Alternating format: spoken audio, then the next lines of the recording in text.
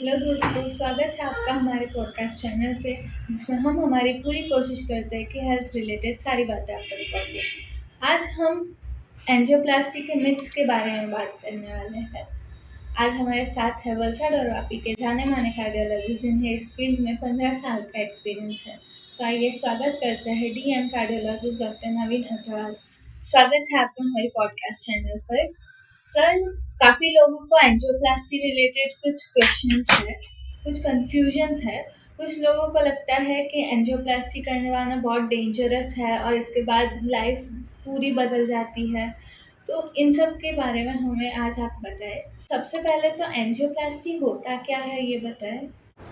Angioplasty basically एक पद्धति है जिसमें बगैर सर्जरी किसी व्यक्ति की अगर हृदय की नली में या किसी भी नली में कोई ब्लॉकेज हो तो उसको बलून द्वारा ओपन करने की प्रक्रिया को एंजियोप्लास्टी बोलते हैं। इसमें बेसिकली अगर किसी की नली में कोई ब्लॉकेज है कोलेस्ट्रॉल की वजह से, जिसमें नली के अंदर 70-80-90% कोई ब्लॉकेज आ गया है, तो उस नली के अंदर हम एक वायर डालते हैं। इस वायर के ऊपर से एक बलून लेके जाते हैं। बलून को जब हम हाई प्रेशर पे वहाँ पे फुलाते हैं तो वो वैक्स जैसा मटेरियल जो कोलेस्ट्रॉल है वो साइड में दब जाता है, क्रश हो जाता है। इसके बाद वो नली वहाँ पे खुली रहे, वापस बंद ना हो, इसके लिए वहाँ पे एक स्टेंट या एक मेटल की स्प्रिंग या जाली बिठा देते हैं। इस प्रक्रिया को एंजियोप्लास्टी कहते हैं। क्या ये ओपन हार्ट सर्जरी है? एंजियोप्लास्टिक ओपन हार्ट सर्जरी नहीं है। एंजियोप्लास्टिक इन्वेजिव तो है, लेकिन ये ओपन नहीं किया जाता। इसमें छाती को खोला नहीं जाता है। इसमें हाथ या पाँव की नली में एक सुई के नोक के बराबर एक छेद किया जाता है जो कि लगभग 1 मिलीमीटर जैसा रहता है। उसमें से हम एक नीडल और एक वायर पास करते हैं जो कि बाल के जितना बराबर रहता है। इस वायर के ऊपर एक शीथ को क्रॉस करते हैं। ये शीथ की चौड़ाई लगभग 1.5 मिलीमीटर जैसी रहती है और इस शीथ के ही थ्रू हम कैथेटर, वायर, बलून, एंजियोप्लास्टी का स्टेंट, ये सारी चीज़ें क्रॉस करते हैं।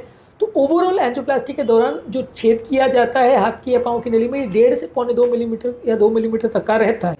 तो इसी छेद के थ्रू सारा प्रोसीजर हो जाता है। इसमें कोई भी चीड़-फाड़ या टाँके की ज़रूरत नहीं पड़ती। इनफैक्ट एक भी टाँका नहीं आता।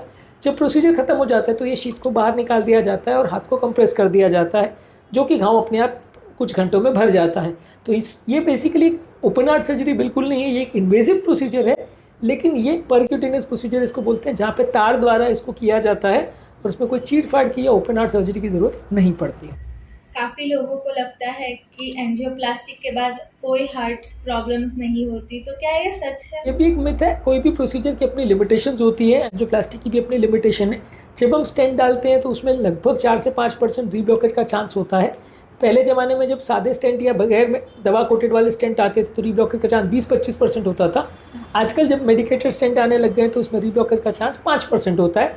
ज़्यादातर जो भी रीब्लॉकेज आता है पहले 6 मंथ्स के अंदर आता है, ज़्यादातर नहीं तो नहीं आता है।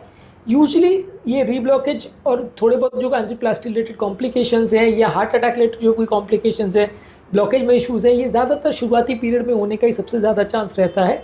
एक बार अगर एंजियोप्लास्टी कर दिया तो ज़िंदगी में कभी कोई तकलीफ नहीं आएगी, ऐसा कहना गलत है। 95% केस में ज़्यादातर कोई तकलीफ नहीं आती, पर 5 से 7% केस में थोड़ी बहुत तरह की तकलीफ आ सकती है। क्या ये सच है कि ये तभी की जाती है जब कोई और ऑप्शन नहीं बचता? एंजियोप्लास्टी बेसिकली ब्लॉकेज के लिए एक तरह से माइनर सर्जरी जैसा ही है। भले ठीक है हम इसमें चीर-फाड़ नहीं कर रहे हैं, लेकिन एक माइनर सर्जरी जैसा है। तो ये ऐसा चीज़ नहीं है जो किसी बीमारी के फर्स्ट ट्रीटमेंट के हिसाब से किया जाता है। यदि किसी व्यक्ति की हृदय की नली में ब्लॉकेज है तो सबसे पहले उसको दवा गोली का ट्रायल दिया जाता है। कुछ महीनों तक दवा पर देखा जाता है कि उसके लक्षण, जैसे कि छाती में दर्द होना, घबराहट होना, बेचैनी होना, पसीना आना, धड़कन बढ़ना, जो भी लक्षण है ये कम हो रहे हैं कि नहीं हो रहे हैं। मान लीजिए किसी व्यक्ति को अगर ब्लॉकेज है और दवा देने के बाद उसके लक्षण कम हो गए तो वहाँ पे एंजियोप्लास्टी को अवॉइड भी कर सकते हैं, दवा पर भी चला सकते हैं।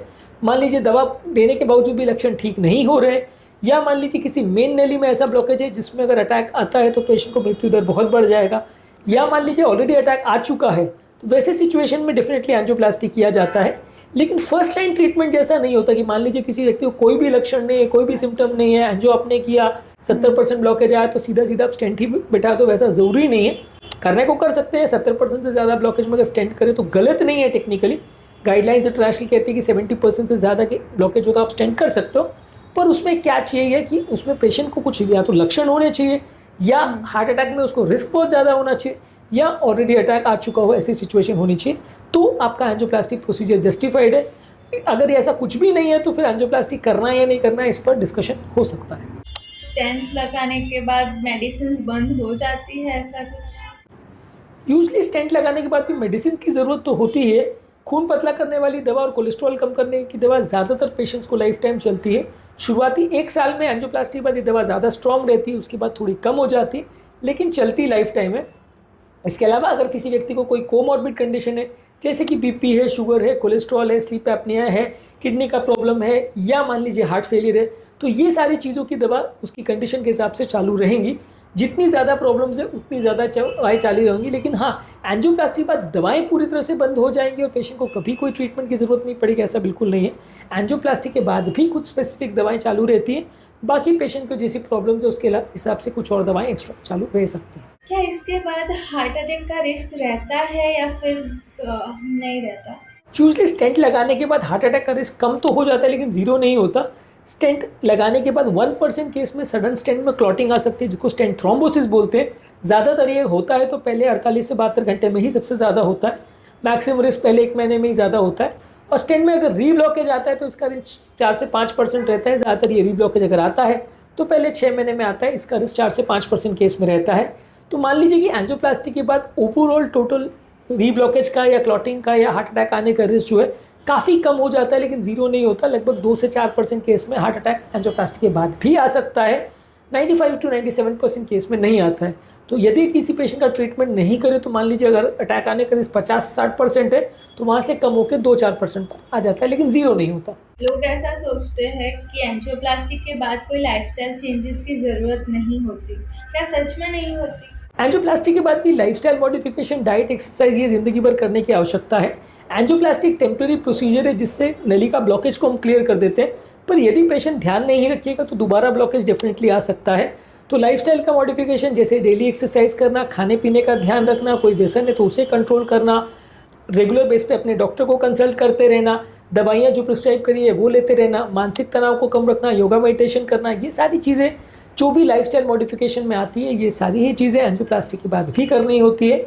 अगर नहीं करेगा पेशेंट तो दोबारा तकलीफ आने का या दोबारा ब्लॉकेज आने का चांस बढ़ जाता है। एक्सरसाइजेस में वेट लिफ्टिंग ऑल नहीं कर सकते, राइट?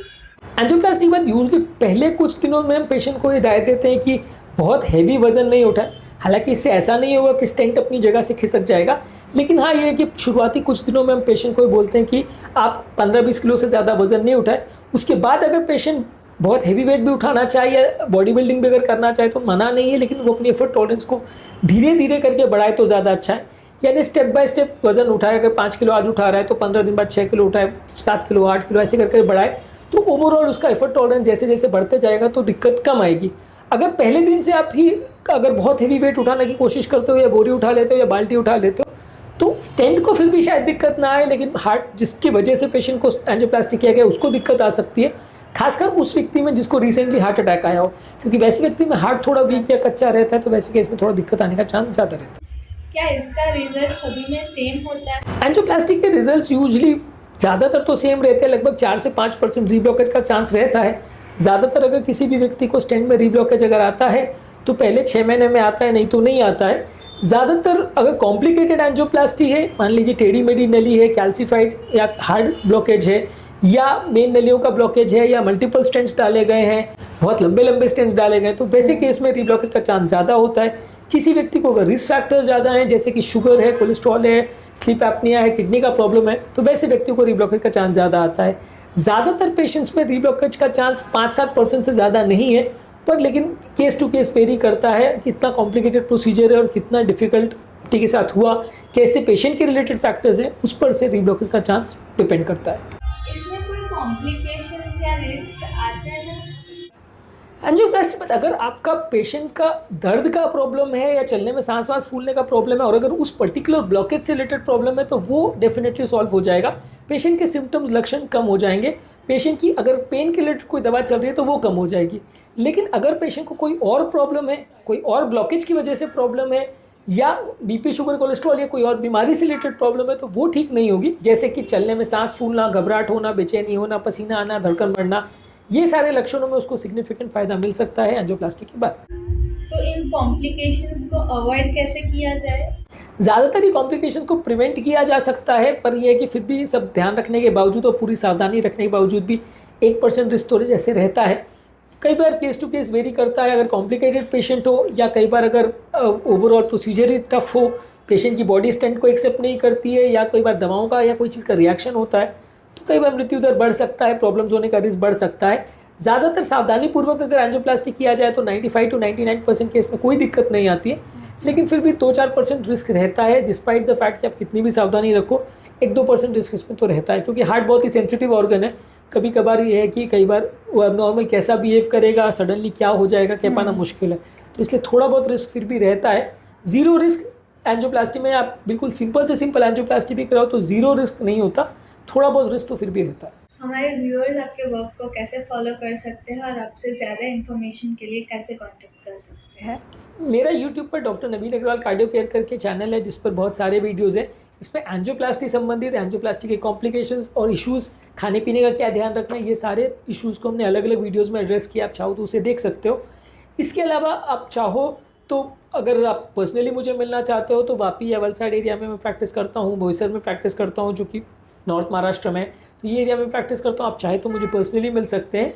और अगर आपको कोई स्पेसिफिक हेल्थ रिलेटेड इश्यूज़ है तो हमारे किसी भी चैनल के वीडियोस पे आप हमें मैसेज करके भी डिस्कस कर सकते हैं। जहाँ तक पॉसिबल होता है हम अपने चैनल पे सारे क्वेश्चन जो भी लोग हमें पूछते हैं उनका जवाब देने का प्रयास करते हैं। Thank you so much sir, आप हमारे चैनल पर आए और हमें इतनी अच्छी नॉलेज दी।